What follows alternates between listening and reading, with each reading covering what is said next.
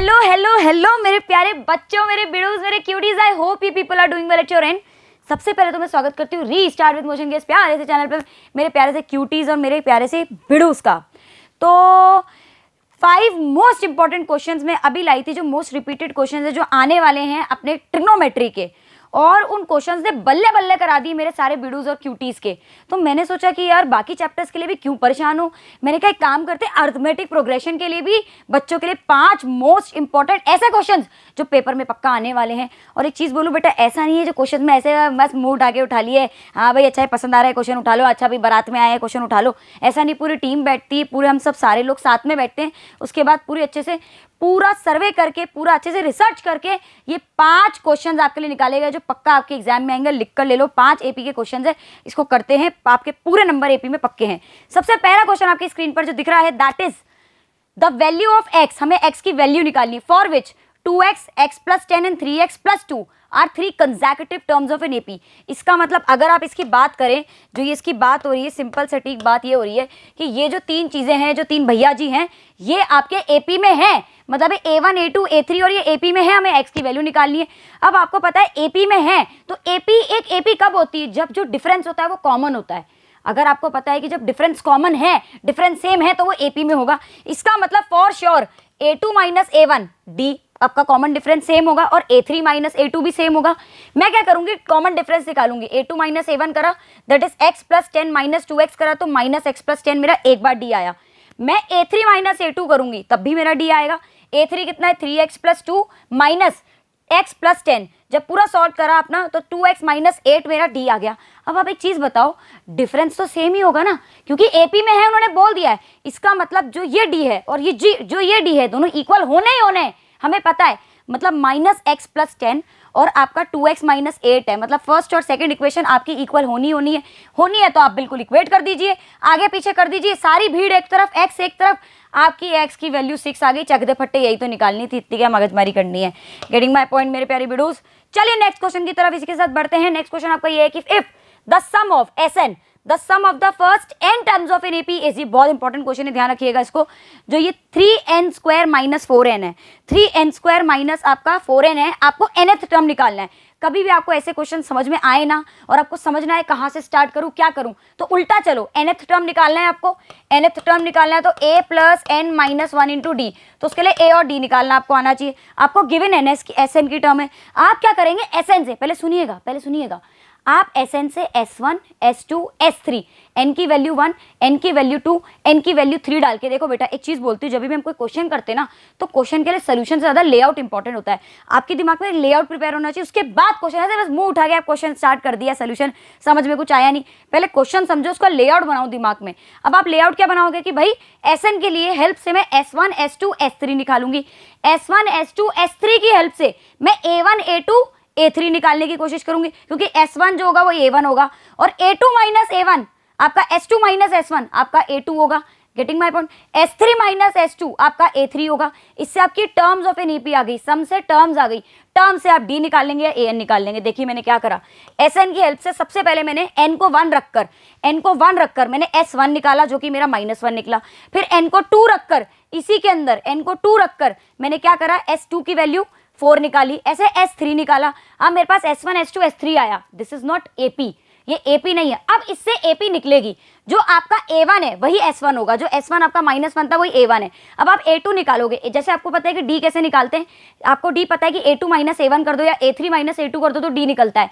ऐसे अगर आपको second term of an AP निकालनी है तो sum of second term minus sum of first term कर देना पड़ता है अपन को, दैट इज S2 - S1 कर दीजिए। तो S2 आपको पता है 4 है, और माइनस +1 आपकी 5, A2 आ गया। A3 टर्म के लिए क्या करेंगे, S3 - S2 कर देंगे, भाई उसकी A3 मतलब S3 माइनस उसकी प्रीवियस वाली सम का टर्म। Getting my point. 15 - 4 ये आपका 11 आ गया। अब आपके पास सुनो, सम ऑफ एन टर्म से AP आ गई है। अब आपकी AP क्या आई है, A1, A2, A3 till AN तक -5, भाई आपका -1, देखिए पहली AP आपकी -1, 5 और 11 आ गई, पूरी AP आ गई। अब AP आ गई तो इससे आपका D भी निकल सकता है। फर्स्ट टर्म आपका क्या है, -1, A2 - A1 करा तो D आपका 6 आ गया। अब आपके पास A है, अब आपके पास D है, आपको nth टर्म निकालनी है, that is A + n - 1 × D। A की जगह -1 दहेज में से चिपका दीजिए, फिर D की जगह 6 चिपका दीजिए, और n भाई n एथ टर्म निकालनी है तो n की जगह n ही रहने देना है। कंफ्यूज बच्चा यहाँ होता है कि भाई साहब जी मैडम जी n की जगह क्या डालूं, तो an इज इक्वल्स टू -1, 6 अंदर गया, कद्दू कटेगा, सब में बटेगा, सबको मिठाई बटेगी, 6n - 6 पूरा सॉल्व करा, an जो nth टर्म आई है आपकी that is an is 6n - 7। कुछ नहीं करा, सम ऑफ एन एपी से हमने S1 S2 S3 उससे A1 A2 A3 उससे D निकाला, nth टर्म निकाली, चक दे फट्टे। नेक्स्ट क्वेश्चन की तरफ बढ़ते हैं। चलिए बढ़ क्यों नहीं रहे, नेक्स्ट क्वेश्चन देखते हैं। Find the sum of the first 8 multiples of 3 के पहले तो एपी लिखो इससे, उसके बाद आगे क्वेश्चन पढ़ते। सम निकालना है, पहले एपी हमें इससे पता चलनी चाहिए। आपको पता है 3 का सबसे पहला मल्टीपल 3 होता है, 3 1 जा 3। मल्टीपल्स क्या होते हैं, 3 का टेबल, भाई मल्टीपल्स का मतलब टेबल लिख दो, 3 1 जा 3, 3 2 जा 6, 3 3 जा 9 एंटिल 8 तक, तो 24 तक। ये लो आपकी एपी तो रेडी है। गेटिंग माय पॉइंट, आपकी एपी रेडी है। इधर देखिए, ये लीजिए आपकी एपी रेडी है। अब आपको इस एपी की हेल्प से सम ऑफ 8th टर्म निकालना है, मतलब आपको Sn निकालना है, दैट इज S8 निकालना है। अगर आप देखेंगे तो आपको यहाँ पे S8 निकालना है, बहुत ध्यान से देखिएगा। एपी के अकॉर्डिंग A1 आपका कितना है, A आपका 3 है, कॉमन डिफरेंस भाई 6 - 3 करा तो D 3 आ गया, लास्ट टर्म आपके 24 है, और n कितने टर्म्स तक की आपको सम निकालने, 8 टर्म्स तक, तो n की जगह 8 चलाएंगे अपन। फॉर्मूला Sn, अब बच्चा यहाँ पे दो फॉर्मूले यूज कर सकता है। Sn is equals to n/2 2a + n - 1 × d।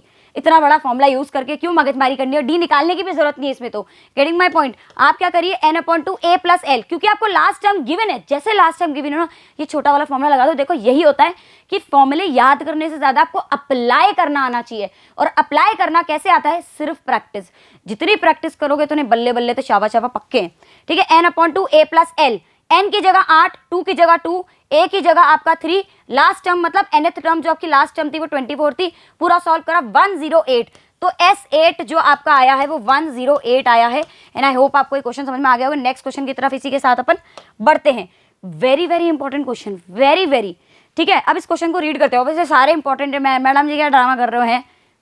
If the sum of m terms of an AP is same as, क्या बोला, the sum of m terms of an AP is same, मतलब equal to the sum of first n terms of an AP, मतलब m term का जो sum है और जो n term का जो सम है that is sm and sn are same. उन्होंने बोल दिया सेम है, तो आप बताइए the first sm + n term की वैल्यू 0 बताइए।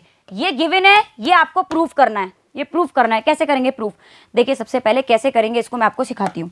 इधर देखिएगा बहुत ध्यान से, कुछ नहीं करना, जो गिवन है उसको लेकर चलिए, उसी में आगे पीछे करके हम तिगड़म बिठाएंगे, बल्ले बल्ले ते शाबा शाबा रचाएंगे। देखिए Sm और Sn इक्वल है, खोल दो, m/2 2a + m - 1 × d। भाई Sn का फॉर्मूला क्या होता है, n/2 2a + n - 1, n की जगह m डाल दो, ऐसे इधर n/2 2a + n - 1 × d। 2 से 2 कटा, अब n कद्दू कटेगा सब में बटेगा, मतलब m अब जाएगा आपका अंदर। अब m अंदर जाएगा तो क्या भाई धमाका मचाएगा, m इसके पास भी गया, इसके पास भी गया, तो ये हो जाएगा 2am और md, और m - 1 तो चल ही रहा है, इधर 2an और इधर nd हो जाएगा। अब जो बचा हुआ ये md है और जो nd है, इसको भी इन दोनों से मल्टीप्लाई कर दीजिए। 2am तो चल ही रहा है, m - 1 से md मल्टीप्लाई हुआ तो m² - md, 2an चल ही रहा है, nd से n हुआ तो n² - nd। अब सुनिए, अब सारी भीड़ इधर ले आइए कैसे भी करके। ठीक है, तो 2am पहले से था और ये 2an क्या हो जाएगा, 2am के पास आ जाएगा बेटा। ठीक है, तो 2am के पास 2an आ गया, m² के पास कौन आ जाएगा, n² माइनस का, और -md के पास प्लस का nd। देखो ना, इधर माइनस का nd था, इधर आके प्लस। क्या है भाई, इक्वल्स टू के इधर कोई चीज आएगी तो क्या होगी, साइन नहीं चेंज होगा, थोड़ा सा तो सेक्रीफाइस करना पड़ेगा ना, वो मूव कर रहा है। तो इधर बचा 0, यही हम चाहते थे, वहां 0 बचे, ये हमारा मोटिव है, इसलिए हम सारी भीड़ इधर ले आए। अब यहाँ तिगड़म बिठाएंगे, अब यहाँ जुगाड़ लगेगा। देखो मैथ्स इज ऑल अबाउट जुगाड़ एंड कॉमन सेंस, बस बात खत्म।